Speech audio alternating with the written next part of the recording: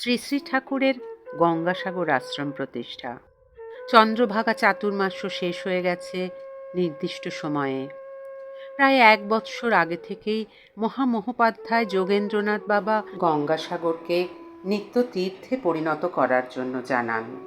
শ্রী শ্রী ঠাকুরও বহু শাস্ত্র এবং মহাভারতের বিশেষ জায়গায় গঙ্গা মহিমা দেখতে গিয়ে দেখলেন গঙ্গার উৎপত্তিস্থল গোমুখে জলে পুণ্যরাশি, কাশী বারাণসীতে জলে এবং স্থলে পুণ্যরাশি, একমাত্র গঙ্গাসাগরের জলে স্থলে এবং অন্তরিক্ষে মুক্তিদাত্রী রূপে মা গঙ্গা বিরাজমানা।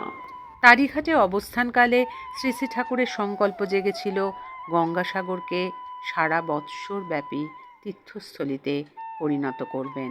বঙ্গাব্দ 26শে পৌষ 1369, ইংরেজির 10ই জানুয়ারি 1963 সাল।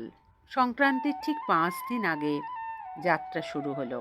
শ্রী শ্রী ঠাকুরের ইচ্ছায় সকলে মিলে গঙ্গাসাগর রওনা হলাম জাহাজে করে। বালির বাড়িতে ভোগ নেবার পর বেলা 11টার পর বালির রাসবাড়ির ঘাটে আসা হলো।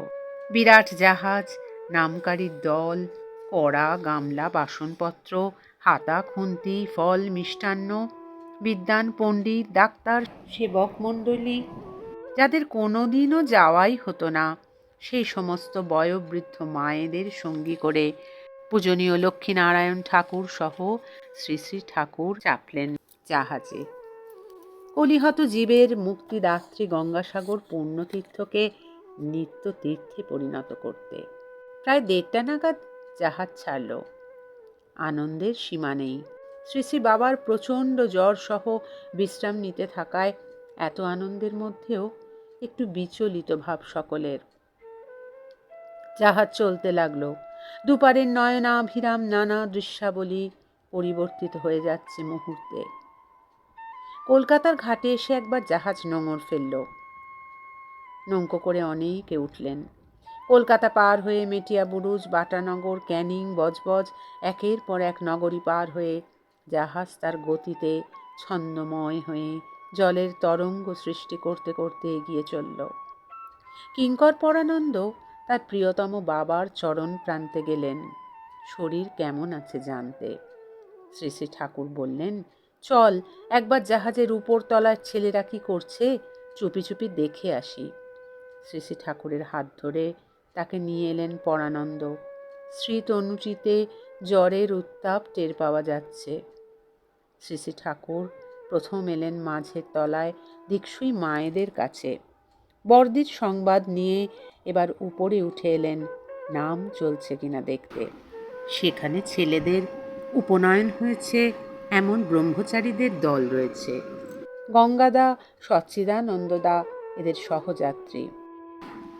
এদিকে ক্ষুধার উদ্রেক হওয়ায় কিশোর বাহিনী শ্রী শ্রী ঠাকুরের পূজার দ্রব্যের অগ্রভাগ লেবু ফলমূলাদি প্রেম সে খেতে আরম্ভ করেছে।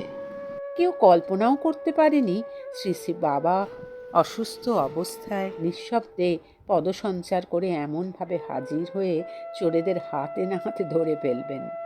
প্রচুর লেবু ছড়াচ্ছে আর খাচ্ছে, গঙ্গার জলে খোসা ছিবড়ে সব ফেলছে। ছেলেদের সাথে বড়রাও যোগ দিয়েছে। এই দৃশ্য দেখে শ্রী শ্রী ঠাকুর একেবারে মুহূর্তের মধ্যে ক্রোধিত হয়ে ঠক ঠক করে কাঁপতে লাগলেন। কি মনে করেছো তোমরা? যা কিছু খাবার সঙ্গে নেওয়া হয়েছে তোমরাই খাবে? তোমাদের লজ্জা করে না? সঙ্গে শ্রী গুরুদেব, পরম গুরুমা লক্ষ্মীনারায়ণ দাস মহারাজ অভুক্ত রয়েছেন, তাদের আগে তোমাদের খেতে হবে। শ্রী শ্রী ঠাকুর ক্রোধিত হয়ে বললেন, দাও সবাইকে নামিয়ে দাও, দরকার নেই সঙ্গীদের। যাদের লঘুগুরু জ্ঞান নেই, অনিবেদিত দ্রব্যাদি খেতেও কুণ্ঠিত হয় না, তাদের এই আসরিক বৃত্তির অসংযত ব্যবহার সীতারাম সহ্য করতে পারছে না। ভাবছে কি সীতারাম কিছু বুঝতে পারবে না? এই চিন্তা তাদের এলো কি করে? মূর্খ অপরাধ করে বকা খেলে নিজের দোষ না দেখে আগে অন্যের দোষ খুঁজতে চেষ্টা করে।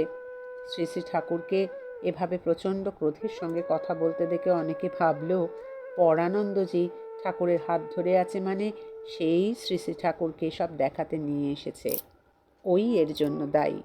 শ্রী শ্রী ঠাকুরকে নিচের কেবিনে নিয়ে আসা হলো। এমন অনুচিত কার্য দেখে তার রাগ কিছুতেই প্রশমিত হচ্ছে না।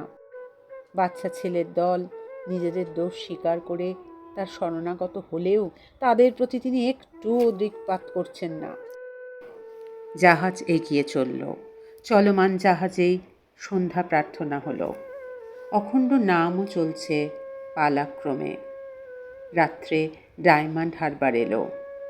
একসময় ভোরের হাওয়া লাগতে লাগলো। আশেপাশে আরও অনেক জাহাজ, অনেক তরীর মধ্যে চলতে লাগলো সীতারামের নামের তরী। বেলা 11টায় সাগরদ্বীপে কপিলমুনির আশ্রম সান্নিধ্যে এসে জাহাজ থেকে নৌকা নামিয়ে নৌকো করে মালপত্রাদি নিয়ে মাঝ সমুদ্রের ভিতর থেকে সেসব পাড়ে আনা হলো। আমাদের মঠের জায়গাটা হলো সাগরের দিক থেকে 8 নম্বর রুট। ক্যানেলের ধার ঘেঁষে পরবর্তী প্রায় 5 বিঘা জমির ওপর স্থান সংগৃহীত হয়েছে। তখন কপিলমুনির আশ্রম আমাদের আশ্রমের বাম দিকে ছিল। সাগরের তটরেখা পরিবর্তিত হয়ে উপস্থিত আমাদের যোগেন্দ্র মঠের দূরে দক্ষিণ দিকে হয়েছে। পৌঁছানোর পরই ঠাকুর ঘরের জায়গায় কাঁসা বাজানোর সময় এক বৃহৎ শঙ্খচূড় ছুটে আসে। যারা কাজ করছিল তারা সঙ্গে সঙ্গে বাঁশের সাঁড়াশি তৈরি করে ধরে ফেলে অন্যত্র নিয়ে যায়। কোনো রকমে প্রসাদ পাওয়া হলো। সন্ধ্যায় গ্যাসের আলো, পরে হ্যাজাক চেলে আরতি, নাম, পাঠ, কীর্তন করে শ্রী শ্রী ঠাকুরের বিশ্রামের ব্যবস্থা করে আমরাও হোগলার চালায় শুয়ে পড়লাম। মেলা আরম্ভ হওয়ার জন্য দলে দলে চারিদিক থেকে নৌকা, কচুবেড়ের দিকে সাইকেল, ভ্যান সারা রাত ধরে আসার হট্টগোল চলছেই। গভীর রাতে হুঙ্কার শোনা গেল। বড়রা সব জানালো বাঘের ডাক। প্রথম রাত সাগরমেলার প্রাঙ্গণে নিত্যতীর্থের উদ্বোধন হলো এভাবেই। পরদিন ভোরবেলা শ্রীনামকারী দাদাদের সাথে আমরাও প্রভাতী নাম বাহিনী নিয়ে নাম পরিক্রমায় বেরিয়ে পড়লাম। এইভাবে 2 দিন কেটে গেল। 2 দিনে কলকাতা, ডায়মন্ড হারবার, ক্যানিং, বজবজ প্রভৃতি স্থানের বহু সন্তান কচুবেড়িয়া ও নামখানার পথে পৌঁছেছেন শ্রী শ্রী বাবার চরণতলে। যোগেন্দ্র মঠ, উদ্বেল। গঙ্গাসাগর যে নিত্যতীর্থ তার হ্যান্ডবিল, শ্রী শ্রী বাবার অভয়বাণী, পণ্ডিত বাবাদের শাস্ত্রীয় প্রমাণ, প্রচারপত্র ইত্যাদি হাতে নিয়ে তৃতীয় দিনে প্রভাত ফেরি শুরু হলো। পরের দিন মকর সংক্রান্তির স্নান আরম্ভ হবে। দুপুরের পর থেকেই জনসমাগম সাগরের আকার ধারণ করল। চারিদিকে শুধু মানুষ আর মানুষ। সমগ্র ভারতের ক্ষুদ্র সংস্করণ। যেদিকে তাকাই নানা সাজে, নানা ভাষায়, নানা বেশে, নানা ভূষায় সারা ভারতের হিন্দু নরনারীর ঢেউ আছড়ে পড়ছে সাগরের বুকে। সারা রাত ব্যাপী মহানাম যজ্ঞের মাধ্যমে জননারায়ণের সেবার আয়োজন হলো। ভোরের আলো ফোটার আগেই নাম বাহিনী সুসজ্জিত হয়ে শ্রী শ্রী বাবার নির্দেশে নাচতে নাচতে 2 ভাগে মকর স্নানের জন্য সাগর তীর্থের চড়ায় চলতে শুরু করল। আগে সাগর স্নান, অরুণোদয়, পরে আশ্রমে ফেরার পালা। বেলা বাড়তে সূর্যের আলো ছড়িয়ে পড়ল।